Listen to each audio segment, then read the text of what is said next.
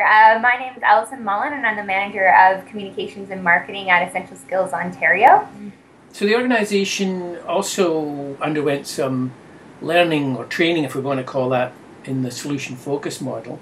It wasn't a lot, but it seemed to have an impact. So how have you seen it being useful to the organisation? I think it changed how we did conversations in the office quite a bit because it was starting with our strengths. What do we do well? What can we build on? So it starts us in a more positive place because we're not focusing necessarily on the problems that we're overcoming, but starting with our strengths.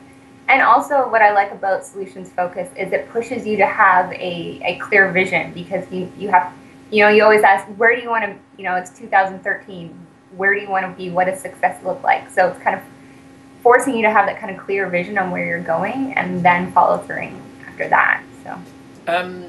Is there a story you've got to tell us, either in the rebranding or in some activities, development of new materials, etc., that stands out? Well, in terms of the solutions-driven activities, yeah. What was really helpful for me along the process was when we held that round table, and we brought in marketing people who had been through a rebranding process before, and we talked about, okay, what works in that process, what worked for them, and we kind of started again at that really positive solutions-focused conversation, and it was an opportunity to learn from them.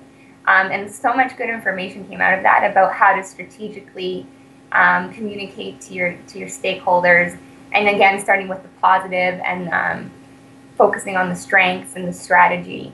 That conversation, that round table that we held was very helpful, and it's something I hope that we can do more in the future because I would encourage a lot of other people to do that as well. Solution focus is essentially about helping people ask better questions, as you said, about what's working and so on. How's that been used to you personally in your work? For me, I think it's almost similar to the organization because I think it's, in a leadership sense, it's kind of made me have a clear vision about what I feel the organization needs to go to, and communicating that a little bit better. So if I have a clear vision, if I have that kind of, okay, in 2013, I want us to look like this, and our brand to be at this position, and then working back from that, capitalizing on our strength, then I think that makes me a better leader in that sense because I have that kind of clear idea of where we need to go, and I can communicate that a little bit better. Thank you. Thank you for your time. Been fantastic hearing your story. Thank you. Thank you, Alan.